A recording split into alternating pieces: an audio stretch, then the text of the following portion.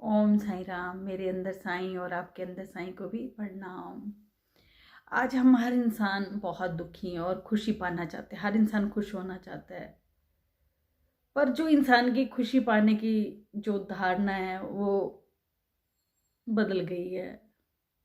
इंसान आज पैसे को ही अपनी खुशी मानने लग गया है, जबकि वो वास्तव में वो खुशी नहीं है। इंसान सोचता है कि उसके पास नया मकान बन जाए, कोठी बन जाए तो उसे खुशी मिल जाएगी, उसके पास कार हो जाए तो उसको खुशी मिल जाएगी, उसके पास पैसा आ जाए तो वो दुनिया की हर सुख सुविधा खरीद सकता है तो खुशी मिल जाएगी।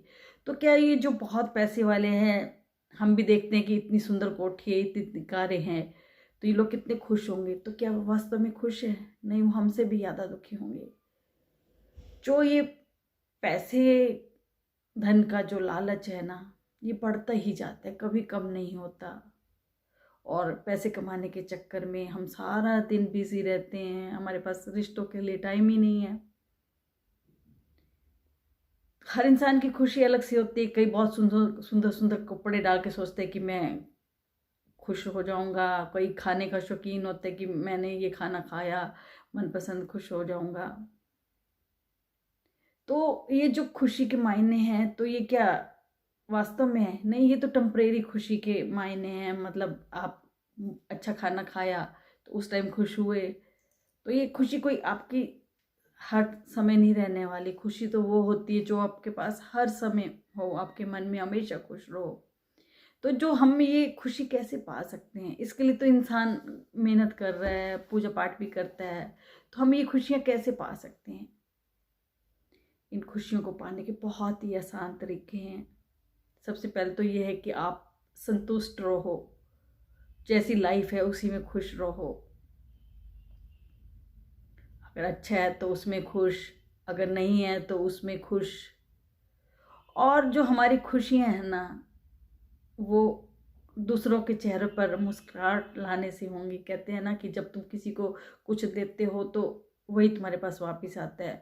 अगर हम लोगों को खुशियां देंगे तो हमारे पास वापस आएंगी। आप देखो, जब आप किसी की मदद करते हो तो वो इंसान बहुत खुश होता है, आपको दुआएं देता है, तो आप भी खुश होते हो। उस दिन आपका दिल मतलब दिल बहुत खुश होता है कि आज मैं किसी के काम आया, मेरी वजह से किसी को खुशी महसूस हुई। तो एक्चुअल खुशी वही है। तो आप अच्छे अच्छे काम करो तो आपकी ज़िंदगी में खुशियाँ आएंगी।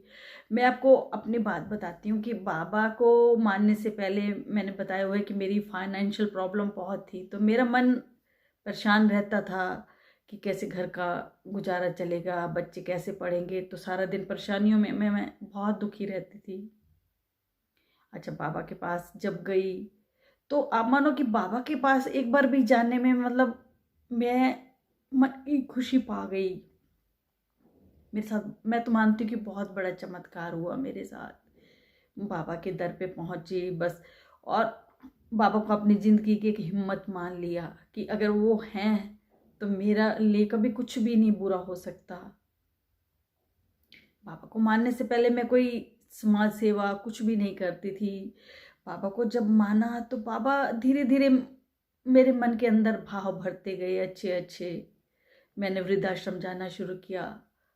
मैं सोचती थी अगर मेरे पास पैसे नहीं है, अगर मैं धन से किसी की सेवा नहीं कर सकती, मैं अपने मन और तन से तो सेवा कर सकती हूँ ना। तो मैंने उन बुजुर्ग लोगों के नेल्स काटने शुरू किए, उनके कमरों की सफाई भी करती, और उनको जो चीज़ की ज़रूरत होती वो भी ला के देती। तो मेरे को मन की खुशी मिलने लग गई थी इन चीज़ों से। मेरा मन खुश रहने लग गया था, क्योंकि मैंने न बाबा के बारे में बहुत पढ़ा था। और मुझे बाबा के जब बारे में जाना तो मुझे ये पता लगा कि बाबा आपके पूजा पाठ से इतने खुश नहीं होंगे जितना आप दूसरों की मदद करोगे, दूसरों के काम आओगे तो बाबा खुश होंगे। बस मेरे मन में ये भाव आ गया कि मैंने बाबा को खुश करना है, और मैंने फिर लोगों की मदद करना शुरू कर दिया। मेरा पार्लर था, मैं गरीब लड़कियों को फ्री तैयार करने लग गई, और हम हर अमावस पे लंगर बांटने लग गए। लोग देते, मतलब सूखा राशन लेते, फिर उसको बना के हम झुग्गी झोपड़ियों में बांट के आते। तो ये सब भाव बाबा ने भरने शुरू कर दिए। बस बाबा को पाने की एक ललक थी और उसी ललक में मैंने बहुत अच्छे काम करने शुरू कर दिए। बाबा ही तो करवा रहे थे सब। बाबा ने जब मेरे हाथ पकड़ लिया था तो बाबा मुझे अपने लायक बनाना चाहते थे। ये नहीं कि बाबा को मानने के बाद भी मेरे जो स्ट्रगल का दौर था वो रहा, पर उसमें परेशानियाँ कोई नहीं थी, कोई दुख नहीं था। खुशी खुशी मैं हर चीज़ को एक्सेप्ट कर रही थी। बस भगवान खाने के लिए तो अच्छा दे रहा था ना, और क्या चाहिए। मन में और इच्छाएं रह ही नहीं गई थी। बस बाबा का हाथ पकड़कर मैं लोगों की मदद करती जा रही थी। बाबा मदद करवाते जा रहे थे। मैं आज भी मानती हूँ कि अगर मैंने बाबा को मतलब बाबा मुझे मिले हैं तो लोगों की सेवा करके मिले हैं, पूजा पाठ से नहीं मिले। आप जब सच्चे मन से ईश्वर की शरण में चले जाते हो ना, तो आपको मन की खुशी तभी मिलनी शुरू हो जाती है। आप ईश्वर से कभी कुछ मत मांगो, ऐसे मत कहो कि मुझे ये दो। आप बस ये कहो कि आप हमेशा मेरे साथ रहो, आप मेरा साथ कभी मत छोड़ना। बस रोज ईश्वर से यही प्रार्थना करो। आप जब यही प्रार्थना करोगे तो ईश्वर आपके साथ चल पड़ेंगे, और आपको खुद ही निर्मल, अपना मन निर्मल करने की जरूरत नहीं, वो कर देंगे। वो आपके मन के अंदर ऐसे ऐसे भाव भरेंगे कि आप एक अच्छे इंसान बनते जाओगे, दूसरों की मदद करते जाओगे। जब आप दूसरों की मदद करोगे ना, आपको बहुत खुशी होगी। जब मैं किसी के काम आती ना, जब किसी बुजुर्ग की सेवा करके आती, तो सारा दिन मैं बहुत खुश रहती कि ईश्वर तूने मुझे इस लायक तो बनाया कि मैं किसी की मदद कर पा रही हूँ। सच में हमें बहुत खुशी मिलती है। तो खुशी पाने का सबसे अच्छा तरीका है कि आप संतुष्ट रहो और औरों के चेहरों पे खुशियाँ लाओ। पैसे से नहीं तो आप सेवा करके दूसरों की ज़िंदगी में खुशियाँ ले आओ। उनकी दुआएं भी आपकी ज़िंदगी में खुशियाँ लेकर आएंगी। अच्छा, मैं आपको एक अच्छी सी कहानी भी सुनाती हूँ। उस कहानी से भी आपको खुश रहने की प्रेरणा मिलेगी। एक औरत समुद्र के तट पर टहल रही थी। टहलते टहलते अचानक एक लहरें आई और उसके पाँव के पास एक बहुत सुंदर चमकीला पत्थर लहरों के साथ आ गया। उसने उस पत्थर को उठाया तो देखा बहुत सुंदर चमकीला पत्थर था। उसने देखा और अपने पर्स में डाल लिया उस पत्थर को, और फिर वो आगे जाने लगी। तो एक बुजुर्ग व्यक्ति उस महिला को देख रहे थे। उन्हें भी लगा कि ये पत्थर बहुत कीमती पत्थर है, इस औरत को मिल गया। तो पर उन्होंने देखा कि जब ये पत्थर उस औरत को मिला तो उसके फेस का कोई हाव भाव चेंज ही नहीं हुआ। वो वैसे की वैसे नॉर्मल थी। तो वो उसके पास आए और कहने लगे कि मैं 4 दिन से भूखा हूँ, क्या तुम मुझे कुछ खाने के लिए दोगी? उस औरत ने अपना पर्स खोला और देखने लगी कुछ खाने की चीज़ हो। तो उन बुजुर्ग की निगाह उस पत्थर पर थी। जब उस औरत ने देखा कि बुजुर्ग उस पत्थर को देख रहे हैं, तो वो समझ गई कि ये इस पत्थर को लेना चाहते हैं। तो उसने उस पत्थर को निकाल के उन बुजुर्ग को दे दिया। बुजुर्ग ने ले लिया और देखा तो ये तो बहुत कीमती हीरा है, और सोचने लगी कि शायद उस औरत को ये नहीं पता कि ये बहुत कीमती है। कितने सहज भाव से उसने दे दिया। तो वो पत्थर दे के आगे जब चली गई तो बुजुर्ग उसके पीछे गए। तो कहने लगे कि आप जानती हैं ये पत्थर कितना कीमती है?